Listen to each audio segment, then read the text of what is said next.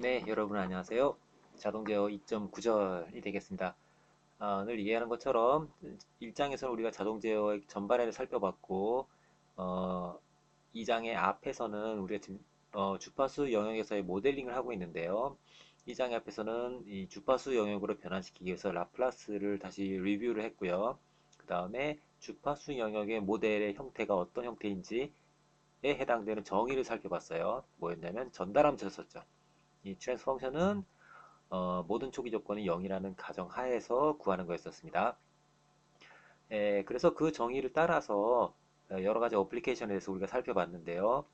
2.4절부터 2.8절까지 정기적인 시스템, 그 다음에 미케니컬 시스템인데, 트랜슬레이셔널 미케니컬 시스템, 로테이셔널 미케니컬 시스템, 그 다음에 일렉트로 미케니컬 시스템까지 살펴봤습니다. 2.9절은 여기 지금 타이틀 보면 약간 회색으로 되어 있어요. 왜냐면 여긴 스킵할 내용이기 때문입니다.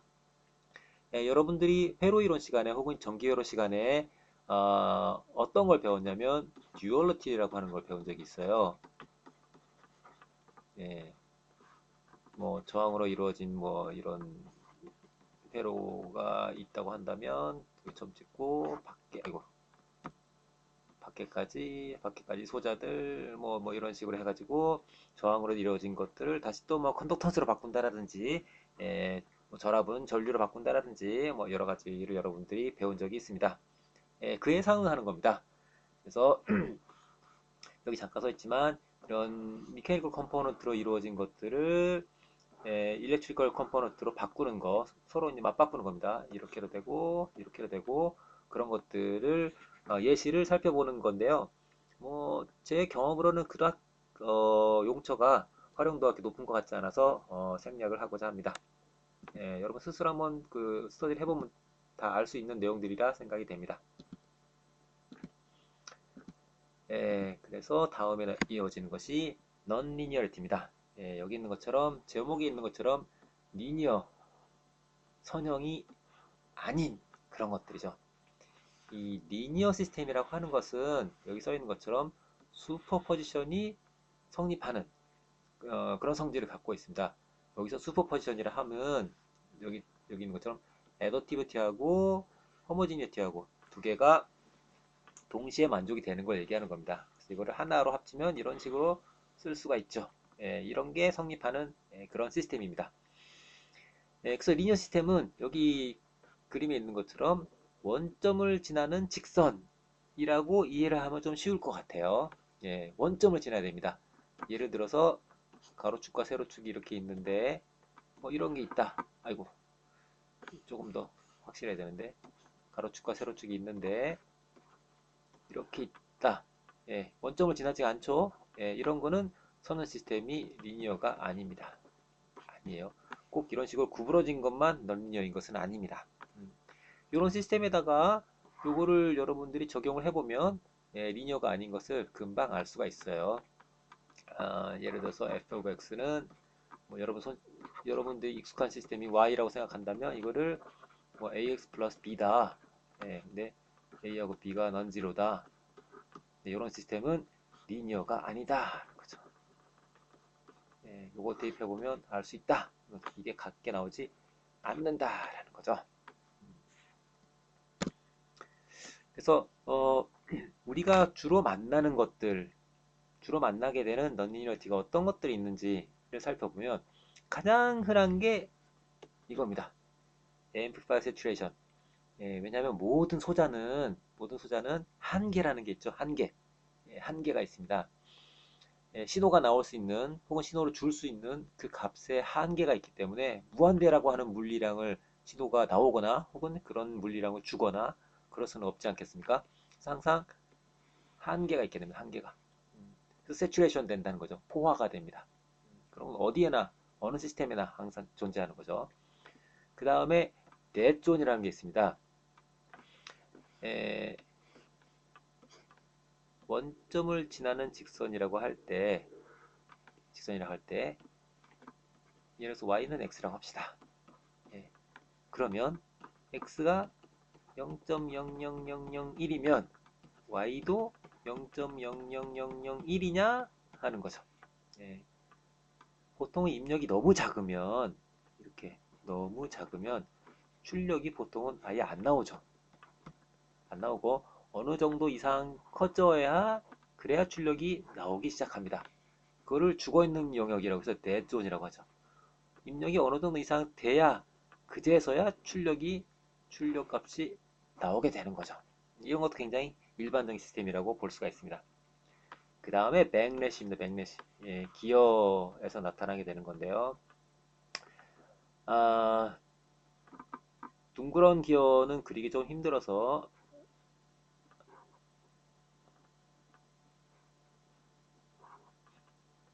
그래서 옆으로 움직이는 기어에 대해서 보도록 하겠습니다.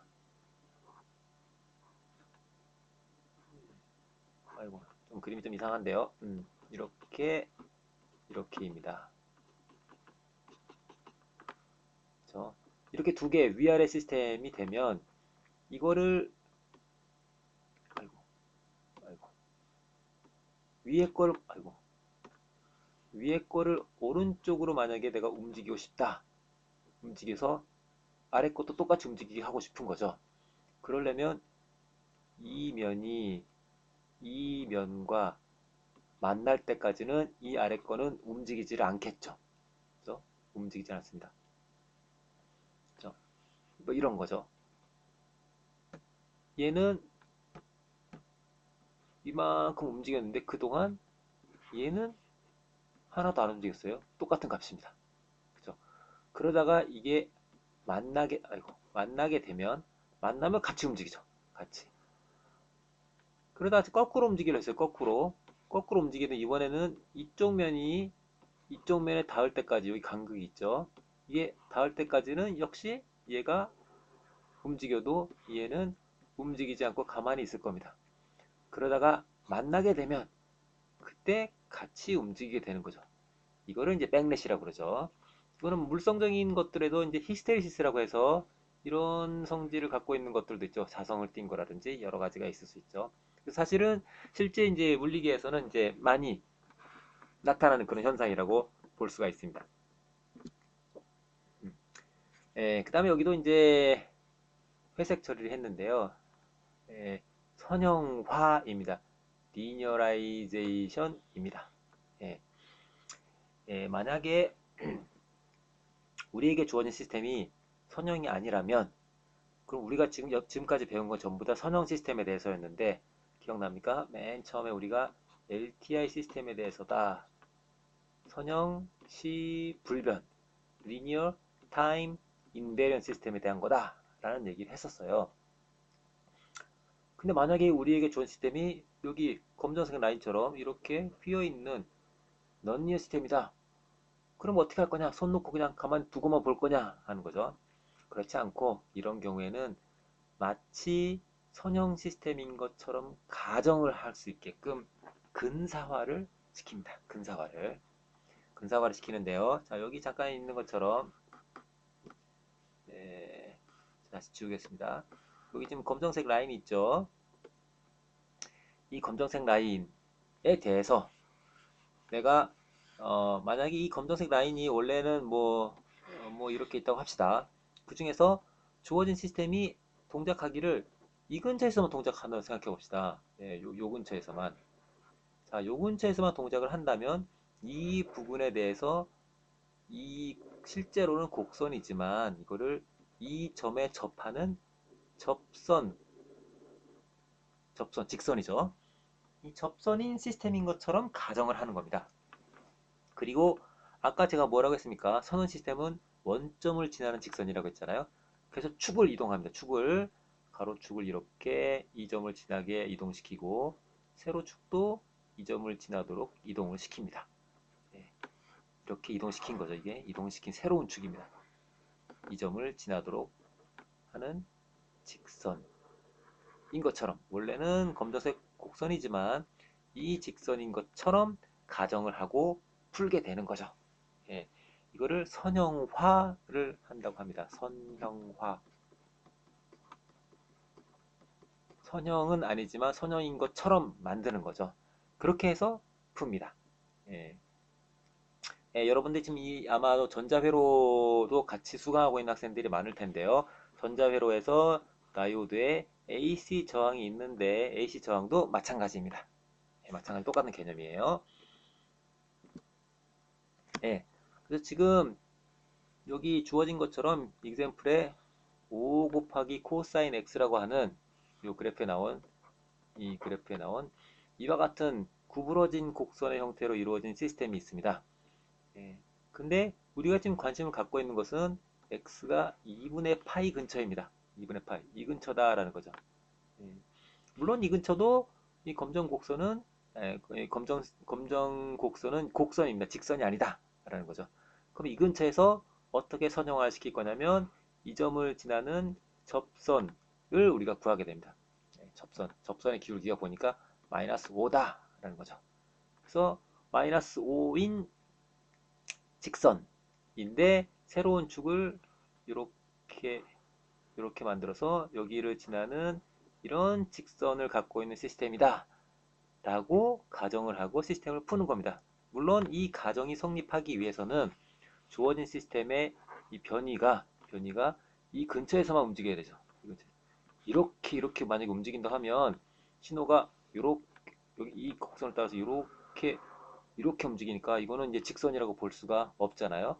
그래서 작은 변이 이 근처에서만 움직이는 작은 변이이기 때문에 여기를 델타 x라고 했습니다. 이 델타, 입실론 이런 용어를 쓸 때는 주로 작다 하는 거죠.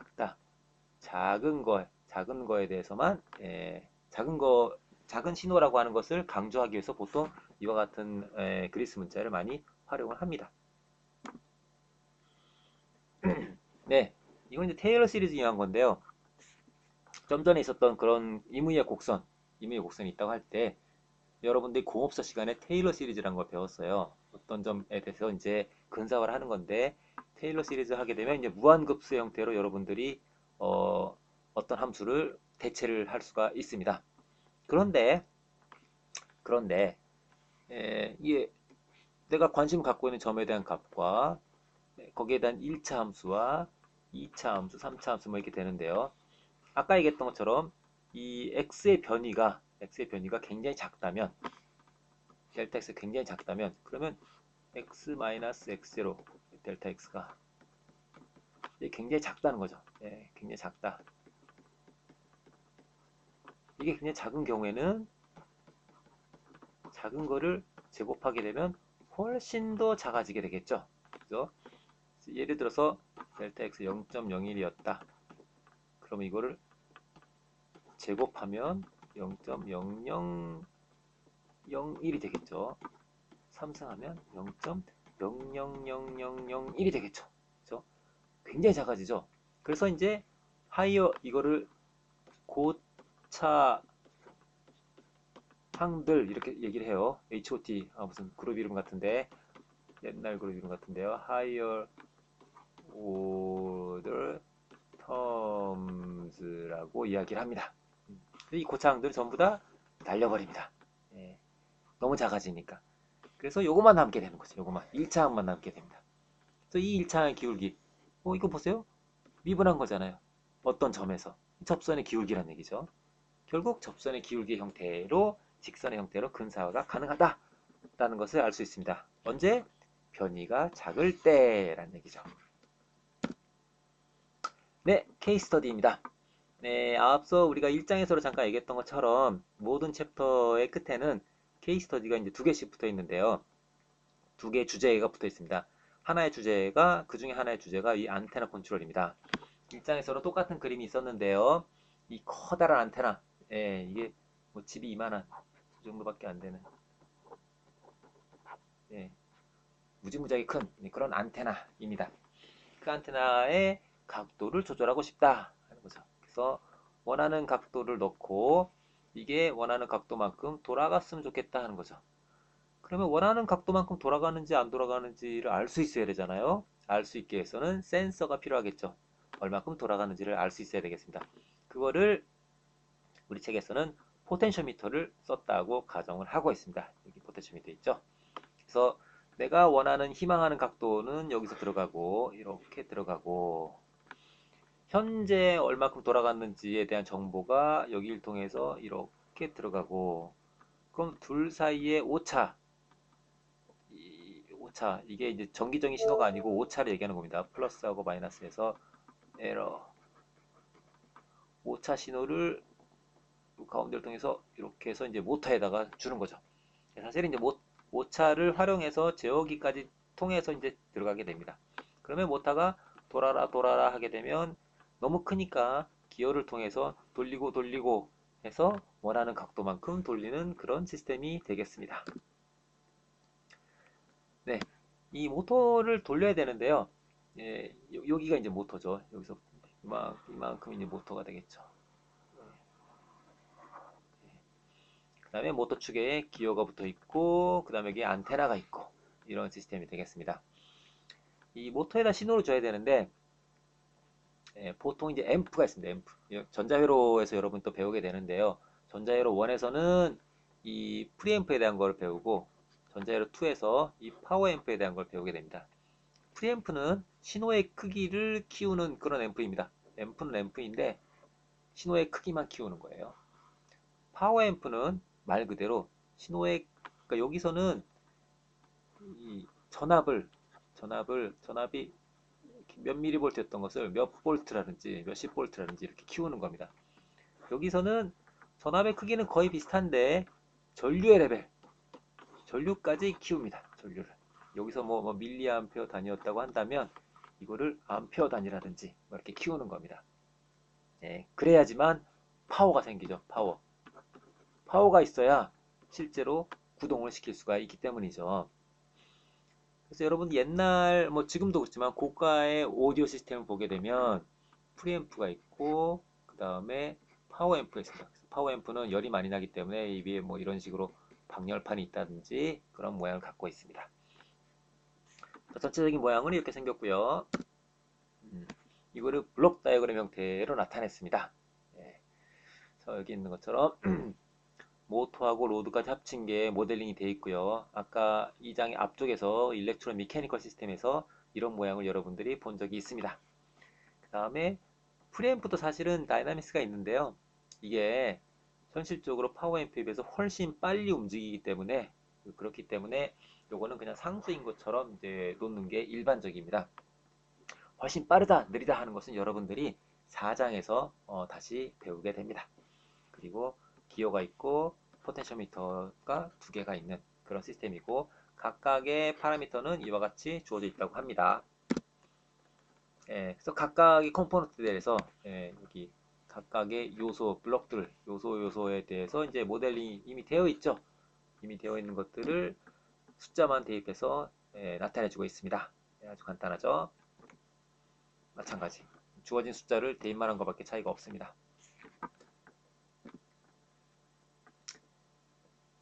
여기도 마찬가지입니다. 똑같습니다. 주어진 시스템을 숫자만 집어넣죠. 잠깐 돌아가서 여기 파워앰플 보게 되면 지금 S 플러스 100분의 100이라고 되어 있죠. 그죠? 그러면 여러분들 이걸 라플라스 역변을 하게 되면 이 모양에서 이렇게 된다는 것을 이런 항이 생긴다는 것을 알 수가 있어요. 그렇죠? 이게 이렇다는 것은 여기가 마이너스 100t라고 하는 것은 시간이 조금만 지나도 얘가 확 줄어드는 거죠. T축이라고 하면 이게 확, 아이고 더 빨리 확 이렇게 줄어드는 그런 걸 볼 수가 있습니다. 마찬가지로 어떤 값이 되라 라고 하면 이게 시간이 조금만 지나도 확 올라가서 이렇게 쫙 되는 거죠. 굉장히 빠른 시스템이다라는 것을 알 수가 있습니다. 이런 것들도 전자회로에서도 알 수 있고 자동제의 4장에서 우리 다시 또 다루게 되겠습니다. 네, 그래서 정리를 하면 2장에서는 뭘 했다? 주파수 영역에서의 모델링 하는 게 목적이다.